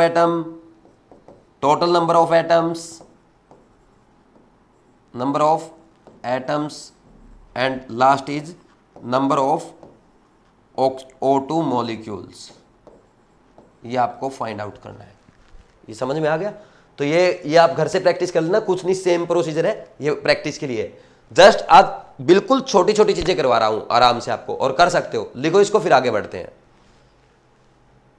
next question है, find number of atoms in 4.25 gram NH3। ये क्वेश्चन है, ऑप्शन भी लिखना चाहो तो लिख सकते हो, 0.1 Na, second is 0.25 Na, third is Na, and fourth is 4 Na। ये आसान सा क्वेश्चन है, बहुत इजी है, लेकिन पूछा हुआ क्वेश्चन है नीट का पुराना क्वेश्चन है, नीट का प्रीवियस ईयर का क्वेश्चन है। देखो, अब इसमें देखो क्या करेंगे, मास दिया गया, सबसे पहले क्या फाइंड आउट करेंगे, number of atom find out करने। मैंने हमेशा बोला पहले number of moles find out करो। 4.25 डिवाइड बाई, इसका मास कितना होगा, नाइट्रोजन का 14 और 3 हाइड्रोजन है, तो टोटल कितना हो गया 17। तो 4.25 और ये डिवाइड बाई 17, एग्जैक्ट 4 पे कटेगा, चाहे कैलकुलेट कर दो, 1/4 मोल आ गया। तो 1/4 मोल आया है, और मॉलिक्यूल कितने आएंगे, 1/4 NH3 मॉलिक्यूल। लेकिन उसने ये नहीं पूछा, क्या पूछा अपने से, क्या पूछा गया है, एटम्स। NH3 के एक मॉलिक्यूल में 3 हाइड्रोजन एटम, 1 नाइट्रोजन का एटम, टोटल कितने हैं 4। तो हम क्या करेंगे, 4 से मल्टीप्लाई कर देंगे। एक मॉलिक्यूल में 4 है, तो 1/4 Na में कितने होंगे, Na एटम्स आ गए कि नहीं आ गए, ये कैंसिल हो गए यहां से। समझ आया कि नहीं आया? तो इसको लिख लो। फिर इससे और अच्छा क्वेश्चन मैं आपको एक करवाता हूं IIT का, लिखो जल्दी से इसको।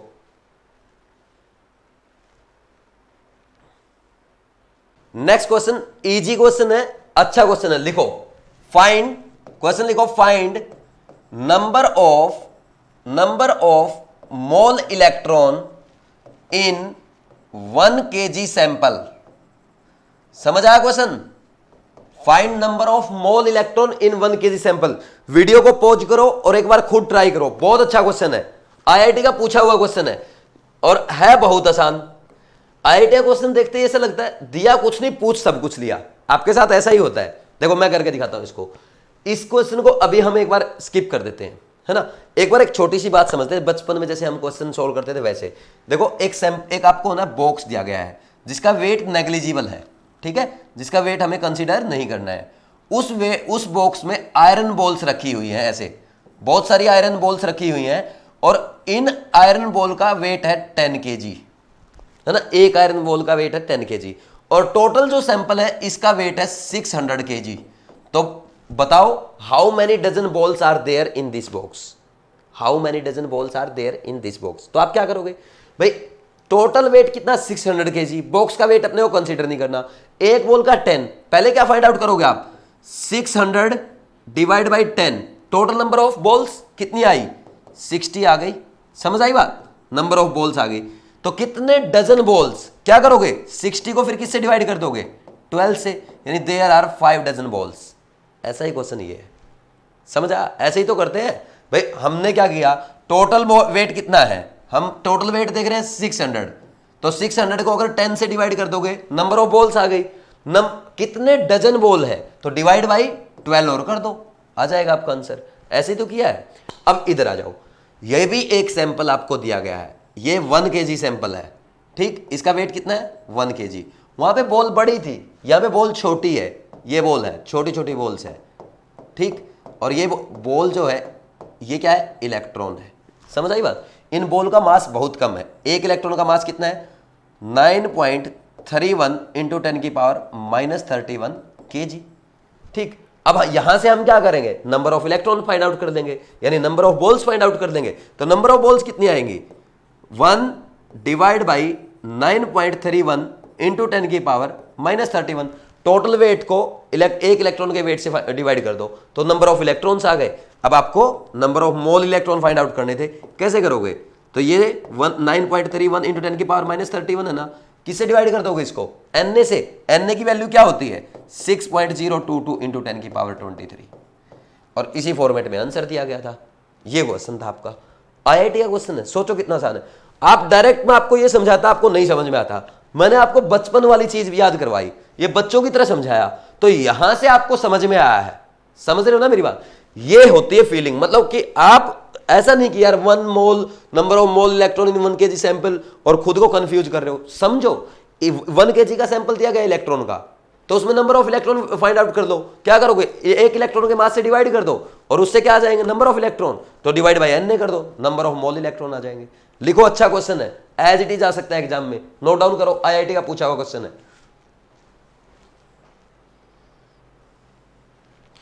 नेक्स्ट लिखो, नेक्स्ट टाइप का क्वेश्चन करते हैं, 2-3 क्वेश्चन और करेंगे बस। Find number of electron, proton and neutron in following, ठीक है। ये क्वेश्चन आपके लिए देखो। अब इसमें क्या, जैसे मैंने पहला दे दिया आपको 0.3 ग्राम कार्बन 12 सैंपल दे दिया, ठीक, एक तो ये दे दिया। सेकंड आपको दिया मैंने 4 ग्राम H2, ठीक। थर्ड मैंने आपको दिया 2.2 ग्राम CO2, ठीक है। इतना काफी, इसमें कर लेते हैं, बाकी कितने ही कर लो क्वेश्चन तो, ठीक। एक और लिख लेते हैं, फोर्थ लिख लेते हैं 1.8 ग्राम H2O वाटर लिख लेते हैं, ठीक। सबसे पहला करो 0.3 ग्राम कार्बन 12 दे दिया, तो इसमें नंबर ऑफ मोल्स, सबसे पहले number of moles find out करेंगे। तो 0.3 डिवाइड बाई क्या करोगे, 12 करोगे कि नहीं करोगे, कितना आएगा, यह आएगा 1/4 वेट।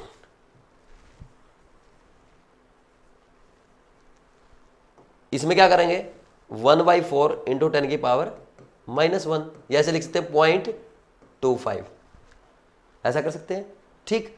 1/4 को क्या लिखेंगे, 1/4 नहीं, 0.25 नहीं, इसको हम लिखेंगे 0.025, 0.025 आ जाएगा, ठीक है। अब देखो इतने मोल्स आए हैं, अब अगर हम बात करें यानी कितने कार्बन एटम होंगे, 0.025 Na कार्बन एटम है।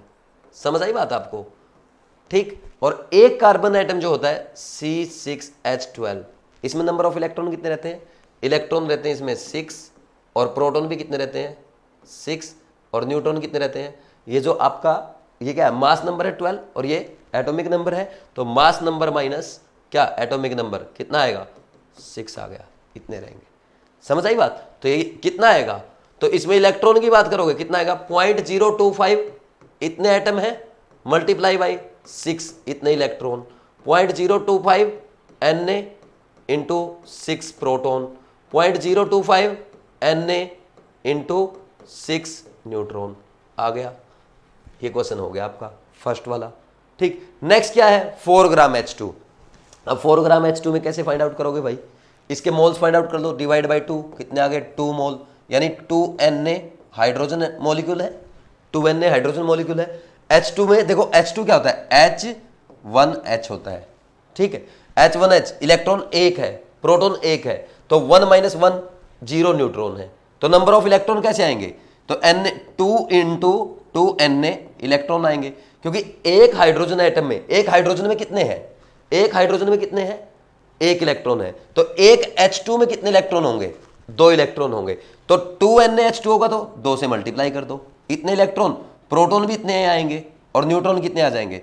0। समझ आई बात? तो ये क्या कर दो, 2 × 2 Na प्रोटॉन आ जाएंगे और 0 × 2 Na यानी 0 न्यूट्रॉन आ जाएंगे। समझ आई बात? अब नेक्स्ट थर्ड क्वेश्चन कर लो। थर्ड वाले में क्या करना अपने को? थर्ड वाला जब करेंगे 2.2 डिवाइड बाई 44 कितना आ गया? 0.1/2, यानी क्या लिखोगे इसको? 0.05 इतना आ गया, इतने मोल आ गए, यानी हम लिख सकते हैं 0.05 क्या है? NaCO2 मॉलिक्यूल है। अब CO2 मॉलिक्यूल में इलेक्ट्रॉन फाइंड आउट करो कितने हैं? कार्बन में कितने इलेक्ट्रॉन है? 6। ऑक्सीजन में कितना होता है? 8 इलेक्ट्रॉन, और 2 ऑक्सीजन है, 8 और 8 16, और 6 कार्बन के कितना हो गया? 22, यानी 22 × 0.05 Na इलेक्ट्रॉन आएंगे इस CO2 सैंपल में। समझ आ रही बात? तो ऐसे ही अपने को उसके कैलकुलेट करने हैं। अब कार्बन में कितने प्रोटॉन? कितने हैं? 6 प्रोटॉन है, और ऑक्सीजन में कितने प्रोटॉन है? उसमें 8 है, तो टोटल कितना हो गया? 22, तो प्रोटॉन भी इतने आ जाएंगे, 0.05 Na प्रोटॉन। समझ आ रही बात? ऐसे ही आपको न्यूट्रॉन फाइंड आउट करने हैं, तो कार्बन में न्यूट्रॉन कितने होते हैं? 6, और ऑक्सीजन की अगर हम बात करें तो ऑक्सीजन ऐसा लिखा जाएगा 8 16, तो 16 - 8 न्यूट्रॉन भी इसमें कितने आएंगे? 8 आएंगे, तो टोटल 16 न्यूट्रॉन तो हो गए ऑक्सीजन के, और 6 हो गए कार्बन के, तो 22 हो गए। तो इतने ही आपके 22 × 0.05 Na न्यूट्रॉन आ जाएंगे। ये क्वेश्चन था। नेक्स्ट क्वेश्चन जो है H2O वाला, 1.8 ग्राम H2O जो दिया गया है, इसमें नंबर ऑफ इलेक्ट्रॉन पूछे गए थे, ये आपके एग्जाम का क्वेश्चन पूछा हुआ है। ठीक, तो इसमें 1.8 डिवाइड बाई 18 0.1 मोल आ गया, है ना। इसको हम लिख सकते हैं 0.1 Na मॉलिक्यूल्स ऑफ H2O, इतने मॉलिक्यूल है। और H2O के एक मॉलिक्यूल में कितने इलेक्ट्रॉन होंगे? हाइड्रोजन में 2 इलेक्ट्रॉन, ऑक्सीजन में 8 इलेक्ट्रॉन, टोटल कितना हो गया? 10 इलेक्ट्रॉन, तो 10 × 0.1 Na, एक मॉलिक्यूल में 10 इलेक्ट्रॉन है, तो 0.1 Na से मल्टीप्लाई कर दोगे तो टोटल इलेक्ट्रॉन आ जाएंगे इस सैंपल में, यानी Na इलेक्ट्रॉन्स आ गए। अब प्रोटॉन की बात कर लो, प्रोटॉन कितने हैं? हाइड्रोजन में 1 है और ऑक्सीजन में 8, तो टोटल हाइड्रोजन में के 2 और 8 उसके 10 प्रोटॉन हो गए, 10 × 0.1 Na, इतने ही Na प्रोटॉन आ गए। और न्यूट्रॉन की बात करें, हाइड्रोजन में तो 0 है, ओनली ऑक्सीजन के काउंट होंगे, तो 8 × 0.1 Na, तो कितना आ गया? 0.8 Na। अच्छा, ये number of electron, proton, neutron वैसे तो आप पढ़ चुके होंगे, नहीं आगे हम एटॉमिक स्ट्रक्चर में पढ़ेंगे भी। मैं उम्मीद करता हूं कि इतनी छोटी मोटी बातें तो आपको पता होगी। तो इसको लिखो। एक लास्ट क्वेश्चन और करते हैं, वो बहुत अच्छा क्वेश्चन है, वो करवाना बहुत जरूरी है फिर, क्योंकि सीधा कल हम क्या करेंगे? सीधा थर्ड टाइप से स्टार्ट करेंगे, सीधा क्वेश्चन नहीं करेंगे कल, थर्ड टाइप से स्टार्ट करेंगे। लिखो इसको जल्दी से।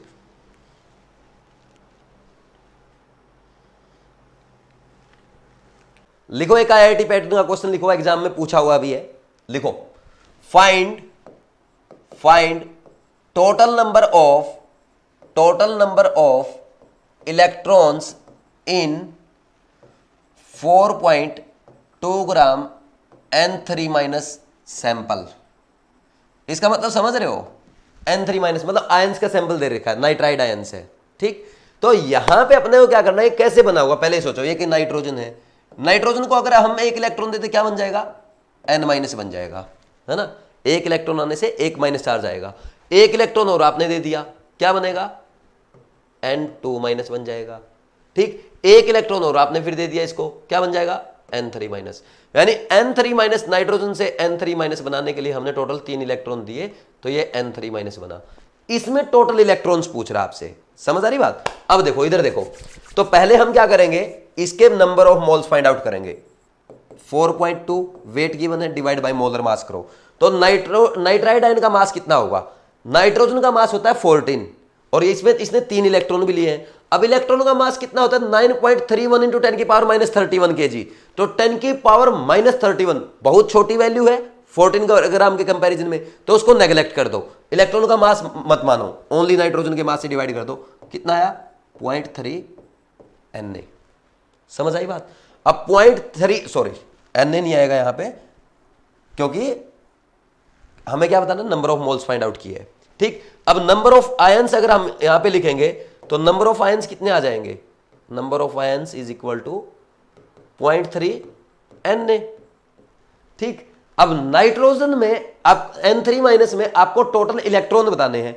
नाइट्रोजन में कितने इलेक्ट्रॉन रहते हैं, 7। भाई नाइट्रोजन हम कैसे लिखते हैं, N7-14 ये लिखते हैं। तो इसमें इलेक्ट्रॉन कितने रहेंगे, 7, और 3 उसने ले लिए। टोटल इलेक्ट्रॉन कितने हैं एक सैंपल में, 10 है।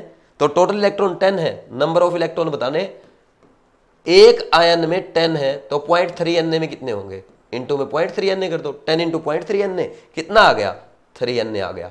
ये क्वेश्चन पूछा गया था एग्जाम में, समझ आई बात। अब थोड़ा सा और एडवांस वर्जन करते हैं इसका, दूसरा पार्ट, इसी का दूसरा part, find number of valence electron. हालांकि ये चीज में हम आगे सीखेंगे, आगे समझ जाओगे आप, लेकिन कॉन्सेप्ट तो यही सीख लो ना, नंबर ऑफ वैलेंस इलेक्ट्रॉन बताने हैं।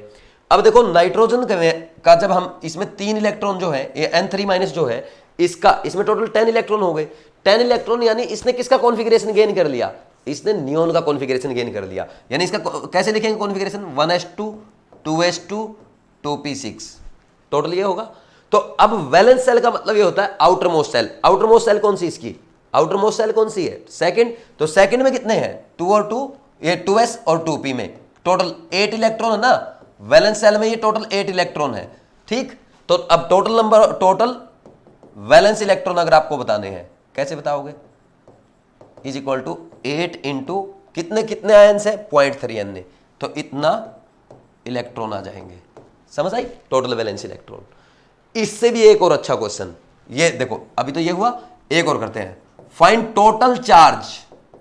टोटल चार्ज, अब देखो यहां पे नाइट्राइड आयन में एक नाइट्रोजन पे कितना चार्ज है, 3 इलेक्ट्रॉन का चार्ज है ना। Charge on 1 ion, charge on 1 ion कितना है, 3 इलेक्ट्रॉन का चार्ज। यानी एक इलेक्ट्रॉन पे चार्ज कितना होता है, 3 इंटू 1.6 इंटू 10 की पावर -19 कूलम। ये करते हो 1.6 इंटू 10 की पावर -19 कूलम करते हैं, नहीं करते, ये हो जाएगा। इसके बाद यहां पे ये एक आयन पे आया है, टोटल आयन कितने अपने पास, टोटल आयन ये रहे 0.3 Na। तो अब हम क्या करेंगे, total charge is equal to total charge, एक आयन पे कितना चार्ज है, 3 इंटू 1.6 इंटू 10 की power -19 multiply by total ions, और यहां पे Na की वैल्यू रख दोगे तो उसमें कूलम में आंसर आ जाएगा ये। ठीक, ये यहां पे केमिस्ट्री और फिजिक्स मिक्स हो गए, आपको चार्ज भी पूछ लिया। तो ये और अच्छा क्वेश्चन है, ये एकदम IIT पैटर्न है।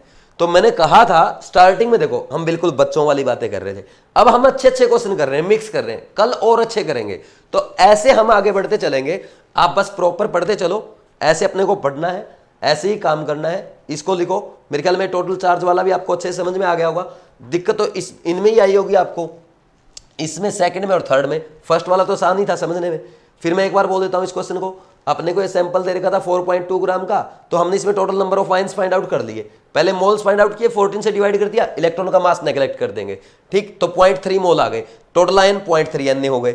अब एक आयन में 7 इलेक्ट्रॉन तो किसके थे, नाइट्रोजन के, और 3 उसने ले लिए, टोटल 10 इलेक्ट्रॉन हो गए। तो total number of electron 10 into 0.3 Na, तो 3 Na आ गया यहां से। ये क्वेश्चन ऑलरेडी पूछ चुके हैं। एक क्वेश्चन एक एग्जाम में ये पूछा गया था, find number of valence electron. तो वैलेंस इलेक्ट्रॉन कैसे होंगे, इसमें 10 इलेक्ट्रॉन है तो 10 इलेक्ट्रॉन का कॉन्फिगरेशन लिखा जाएगा 1s2 2s2 2p6। तो वैलेंस सेल में कितने इलेक्ट्रॉन है, 8, तो टोटल वैलेंस इलेक्ट्रॉन 8 × 0.3 n। अब यहां पे आपको टोटल चार्ज बताना था, चार्ज ऑन वन आयन कितना होगा, 3 इलेक्ट्रॉन का चार्ज है, एक इलेक्ट्रॉन पे चार्ज कितना होता है 1.6 × 10⁻⁻⁹ कूलम, तो 3 पे कितना होगा मल्टीप्लाई बाय 3। और टोटल आयंस कितने अपने पास 3 n 0.3 n। तो ये एक चार्ज, ये अपना एक आयन का चार्ज है ना, और ये इतना नंबर ऑफ आयन से मल्टीप्लाई कर दिया, इतने कूलम आ गया। समझ आई बात। तो यहां पे ध्यान रखना, यहां पे ये मत कर देना कि 10 इलेक्ट्रॉन का चार्ज आएगा सर, नहीं, एक जो आयन है ना उस पे 3 चार्ज है, ठीक, ये आयन है, इस पे कितना चार्ज है, 3 इलेक्ट्रॉन का चार्ज है, ठीक, क्योंकि नाइट्रोजन जो है ना, नाइट्रोजन में 7 इलेक्ट्रॉन है, 7 इलेक्ट्रॉन 7 प्रोटॉन, वो तो न्यूट्रल है ना, 7 इलेक्ट्रॉन 7 प्रोटॉन न्यूट्रल हो गया। तो इस पे जो 3 इलेक्ट्रॉन एक्स्ट्रा जो आए हैं, जो बाहर से उसने लिए ये वाले, इन इलेक्ट्रॉन के कारण उस पर चार्ज आया है। तो इसलिए हम चार्ज को ऐसे कैलकुलेट कर रहे हैं भाई, एक इलेक्ट्रॉन का 1.6 × 10⁻⁻⁹, तो 3 इलेक्ट्रॉन का इतना, ठीक, और फिर टोटल चार्ज तो इनटू में नंबर ऑफ आयंस करती है 0.3 n। तो लिखो इसको, बहुत अच्छा क्वेश्चन है। देखो ये आज खूब क्वेश्चन मैंने करवा दिए, बस इतना ही प्रैक्टिस कर लो काफी है। और एक्सरसाइज 1 के आप ओनली फर्स्ट 9 क्वेश्चन कर लेंगे, वो भी काफी रहेगा। अब बात सुनो, एनसीईआरटी में आपको क्या पढ़ना है, फर्स्ट डे से ही स्टार्ट कर दो, मेरे अकॉर्डिंग चलोगे ज्यादा बेनिफिट होगा। फर्स्ट पेज से स्टार्ट करना है, some basic concept of chemistry, first page पूरा पढ़ना है, इंपॉर्टेंस ऑफ केमिस्ट्री, ये आ गया आपका मैटर वगैरह के बारे में। तो यहां तक आपको पढ़ना है properties of matter and their measurement. ये मेजरमेंट नहीं पढ़ना, इससे पहले का पढ़ना है। इसके बाद ये एसआई यूनिट वगैरह जो है, ये कुछ भी नहीं पढ़ना आपको, सिग्निफिकेंट नंबर, ये बाकी कुछ भी नहीं पढ़ना है, ठीक, ये छोड़ देना है, स्किप कर दो पूरा, सिग्निफिकेंट फिगर सब स्किप कर दो। फिर इसके बाद आपको नेक्स्ट एक चीज और पढ़नी, इसमें लास्ट जो दिया गया है, mole concept and molar masses, बस ये एक टॉपिक, ये पेज नंबर मेरी एनसीईआरटी में 15 नंबर पेज पे है, ये पढ़ना है बस, ठीक, 15 पेज पे जो दिया गया है। और फर्स्ट जो है आपका, ये फर्स्ट 4 पेज आप पढ़ लोगे, है ना, प्रॉपर्टीज ऑफ मैटर से पहले ये 2-3 पेज बनेंगे, लगभग 4th पेज पे छोटा सा है, ठीक, इतना आपको पढ़ना है और ये अच्छे से कर लेना। आज फर्स्ट डे था, आज मैंने थोड़े से ज्यादा क्वेश्चन इसलिए करा दिए क्योंकि स्टार्टिंग में कुछ भी नहीं था, लास्ट के 3-4 क्वेश्चन में आपको मजा भी आया होगा, अच्छे भी लगे होंगे। हम आगे ऐसे ही एक एक चीज को धीरे लेवल बढ़ाएंगे, लेकिन आपको साथ के साथ काम करना है।